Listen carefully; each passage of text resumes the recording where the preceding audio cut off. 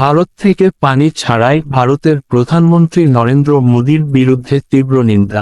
বিস্তারিত জানাচ্ছেন ফাতেমা আক্তার মাহমুদা ইভায়ের প্রতিবেদনে। ভারত থেকে পানি ছাড়ার প্রতিবাদে ও দেশে স্মরণকালের ভয়াবহ বন্যা কবলিত হওয়ায় শুক্রবার ফতুল্লা থানাধীন কুতুবপুর ইউনিয়ন ৯ নং ওয়ার্ড রামারবাগ এলাকা হতে আব্বাস উদ্দিনের নেতৃত্বে একটি প্রতিবাদ র্যালি বের হয়। র্যালিটি থানা এলাকার বিভিন্ন স্থান প্রদক্ষিণ করে।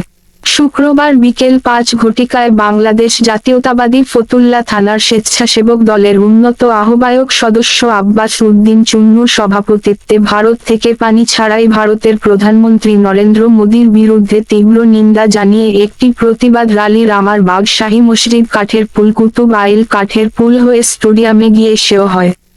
প্রতিবাদ র্যালিতে ভারতের বিরুদ্ধে বিভিন্ন স্লোগান তুলেন নেতৃবৃন্দরা। এই সময় তারা বলেন, বাংলাদেশে বন্যার পরিস্থিতির মূল কারণ ভারত। দেশের এই ক্লান্তিলগ্নে ভারত বাংলাদেশের সাথে প্রতিহিংসামূলক কাজ করেছে। বক্তারা আরো বলেন, বাংলাদেশের সবচেয়ে বড় শক্তি মানুষের একতা। সেই ৮৮-র বন্যা থেকে দেখে আসছি, বিপদে আমরা একে অন্যের পাশেই থাকি। জুলাই বিপ্লবের আগে এবং পরেও আমরা দেখেছি ফেনী, নোয়াখালী, কুমিল্লা, খাগড়াছড়ি। র্যালি হতে ভারতের এই ঘৃণ্যতম কাজ করার প্রতিবাদে ভারতের প্রধানমন্ত্রী নরেন্দ্র মোদীর বিরুদ্ধে তীব্র নিন্দা জানানো হয়।